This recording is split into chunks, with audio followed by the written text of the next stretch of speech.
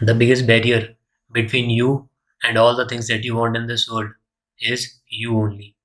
So you are the one who is creating all the barriers, and you are the one who can remove all those barriers by hitting those barriers really, really, really hard.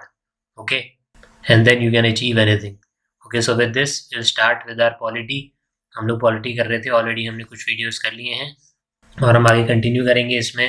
The name of our batch is जिद्दी batch. I have said it before, I'm repeating it again. You need some zid if you want to crack the exam in these many days.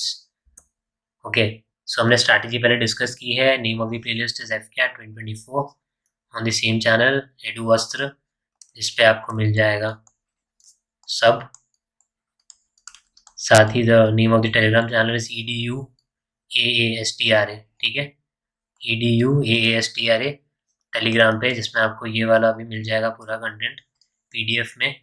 And साथ ही और कुछ important हम उसमें news वगैरह share करते हैं, तो न्यूज़ वाला आपका काम इजी हो जाएगा for exams as well as for your SSBs. ठीक है, SSB आर्म फोर्सेस का जो है उसके लिए. और भी आपको डिफरेंट चीज़ें मिल सकती हैं. साथ ही करंट अफेयर्स का बुक इज़ ऑल्सो लाइव, जिसमें आपका पूरा 1 ईयर स्पेसिफिकली इन एग्ज़ाम्स के लिए CDS FCAT NDA इन एग्ज़ाम्स के लिए बहुत बहुत इंपॉर्टेंट है वो. और आप अगर SSC वगैरह दे रहे हैं इन टाइप्स के एग्ज़ाम्स के लिए, सो दी बुक इज़ ऑलरेडी लाइव, जिसमें पूरा आपका Jan to December कवर किया हुआ है. इनफैक्ट 2 जनवरी के भी करंट अफेयर्स हैं 2024 के. So this book is your Brahmastra. The name of the book is also Brahmastra. Okay, so you can contact. जो ऐड इसमें आपको दिख रहे होंगे उसमें नंबर वगैरह भी हैं, उससे यू कैन कॉन्टैक्ट, या फिर टेलीग्राम पे you can contact. Okay, so moving ahead, strategy हमने डिस्कस करा था पहले. पॉलिटी का हमने देखा था charter act, council act, constitution के बारे में हम देख रहे थे. बाद में हम आगे चलेंगे. ओके, और ये बाकी जो चीज़ें आपको दिख रही हैं ये स्पेसिफिकली FCAT की हैं, जो एग्जाम में क्वेश्चन आए हैं या आते हैं इन्हीं टॉपिक से. करंट में भी आपको क्या क्या पढ़ना है, आप वैसे हम यहाँ सब कुछ करेंगे, but if you want to prepare on your own तो आप यहाँ स्क्रीनशॉट ले सकते हैं इन टॉपिक्स का. ये बहुत इंपॉर्टेंट है आपके लिए. एंड साथ ही गेम चेंजर जो मैंने स्ट्रैटेजी में बताया था उसका भी video will be live soon. Okay, तो डिफरेंट चीज़ें हमने की थी. Simon Commission, Commonwealth award, Poona pact, Independence Act 1947, objective resolution, कैसे जवाहरलाल नेहरू ने लिखा, कैसे वही चीज़ हमारा जाके प्रीएम्बल बना, मेजरली वही सोर्स है. लाहौर सेशन की हमने बात की थी. साथ ही one important date, that is our national flag कब अडॉप्ट किया गया, 22 जुलाई 1947, that is before our independence. Few more things are national anthem, national song and president जो फर्स्ट हमारे बने, डॉक्टर राजेंद्र प्रसाद, कब, 26 जनवरी 1950. Okay, after that constituent assembly की हम बात करने वाले थे. कमिटीज़ जो डिफरेंट हैं इसमें, सो इससे we will start. So first is आपका union powers committee.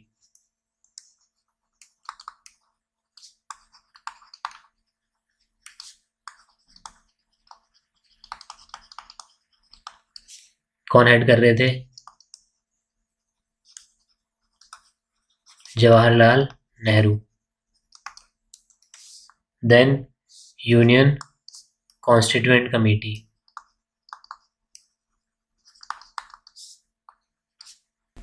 Union Constituent Committee is again Jawaharlal Nehru.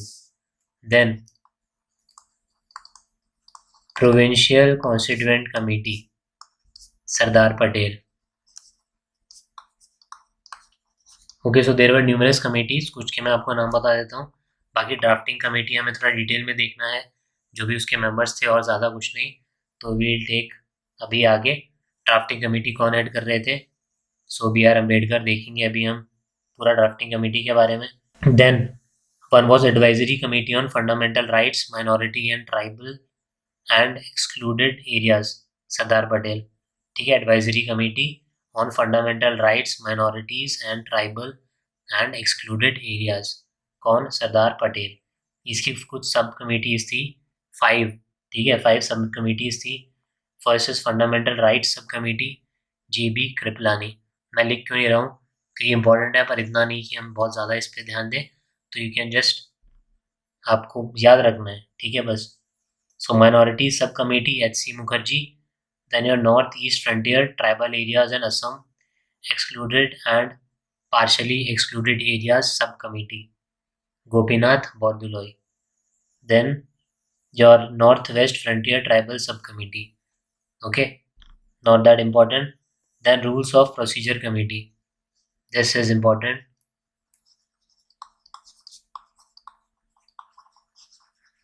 Rules of Procedure Committee. कौन? राजेंद्र प्रसाद.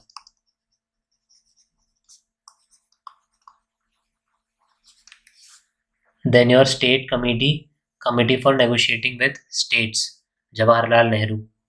Lastly, Steering Committee.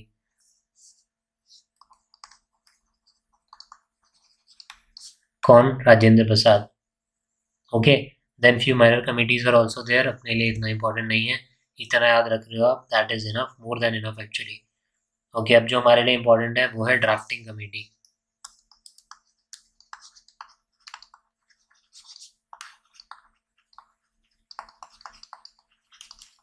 Okay, this very very important. So जो भी committees हमने देखी उनमें सबसे ज़्यादा इंपॉर्टेंट हमारे लिए है ड्राफ्टिंग कमेटी. कब सेटअप हुई है?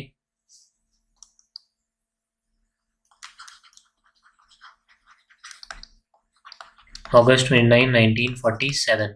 मेंबर्स की बात करें तो 7 मेंबर्स जो कि हमारे लिए इंपॉर्टेंट है. First is chairman. कौन? Doctor B R Ambedkar.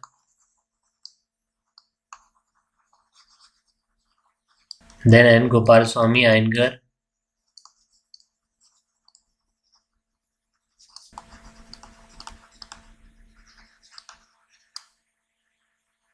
हलादी Krishnaswami Iyer.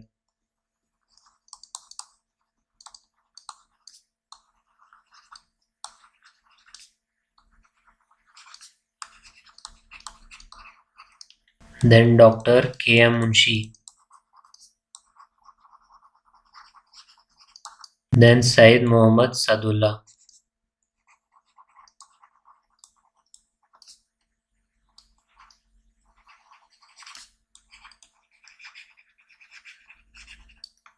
Then N Madhav Rao. Then T Krishnamachari.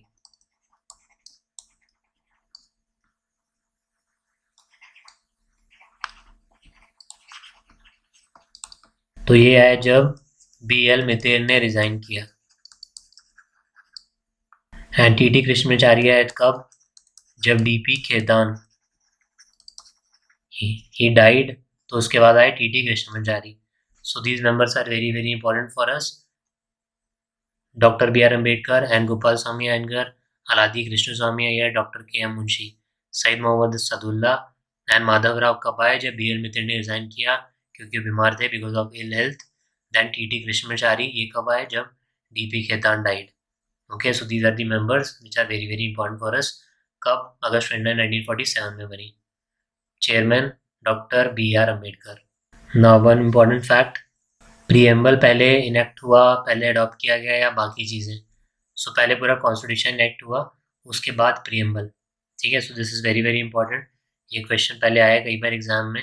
ठीक है, कि साथ में हुए थे, पहले हुआ था, बाद में हुआ था. तो प्रीएम्बल बाद में हुआ था, पहले the entire constitution was enacted, after that preamble. Then one important title, father of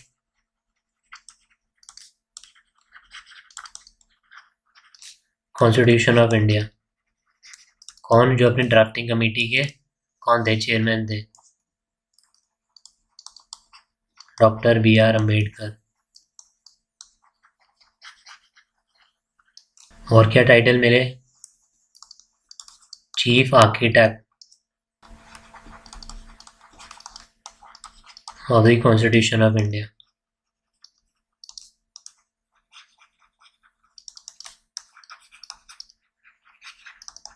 और मॉडर्न मनु.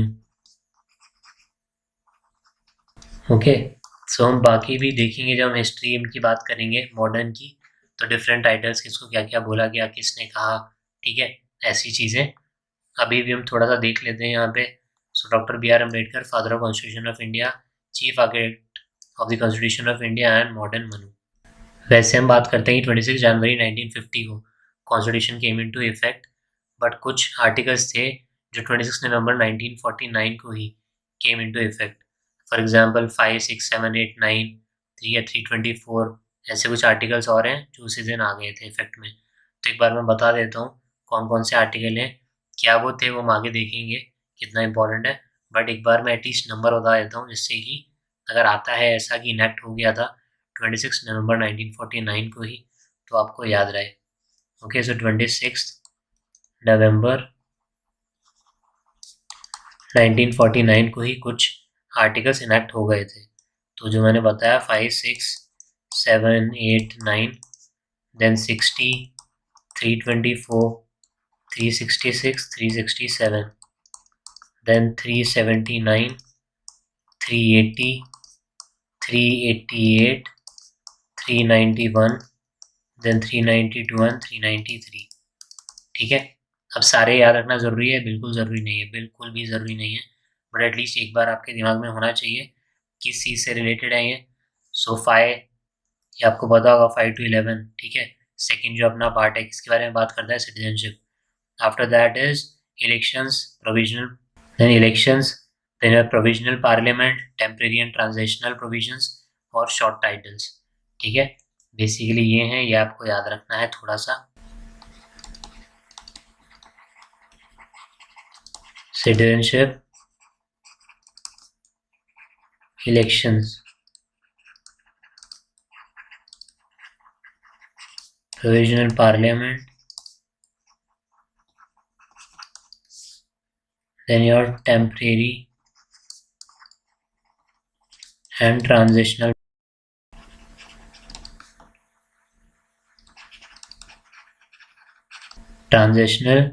provisions,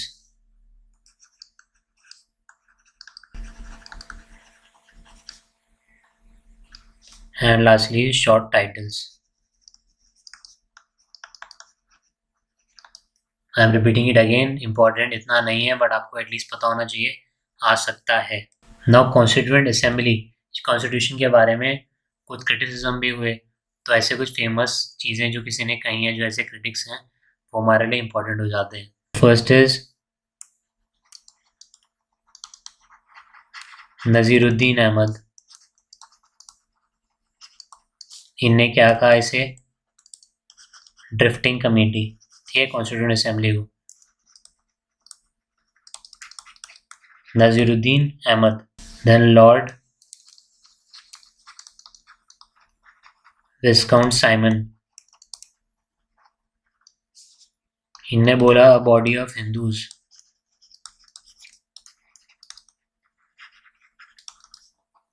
ठीक है, Winston Churchill,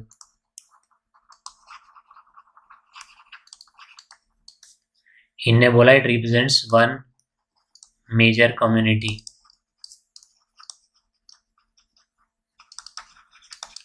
now one very important amendment, हम आगे भी देखेंगे जो जो इंपॉर्टेंट अमेंडमेंट हैं, बट दिस 58th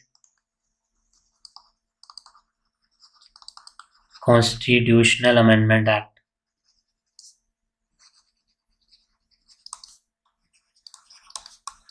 कब आया? 1987। क्या बोलता है ये? इसने ऐड किया है एक नया आर्टिकल, दैट इज 394A, जो किस बारे में है?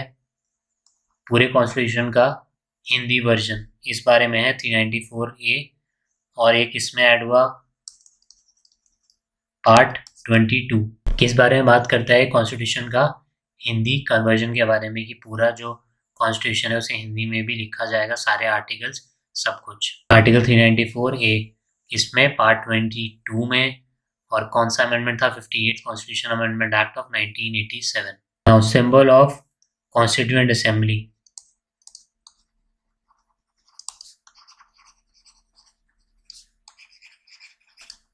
व्हाट? एलिफेंट। किसने लिखा, किसने कैलीग्राफी किया, किसने डेकोरेट किया, किसने हिंदी वर्जन लिखा? तो अभी बहुत सारे ऐसे फैक्ट्स हैं जो हम देखेंगे इन दी नेक्स्ट। बहुत बहुत इंपॉर्टेंट क्वेश्चंस हैं सारी जो आ सकते हैं। तो constituent assembly symbol is elephant. In the next we'll continue, और हम आगे ऐसे इंपॉर्टेंट फैक्ट्स देखेंगे, then we'll move towards preamble, fundamental rights, duties and everything. So that's it for today, thank you.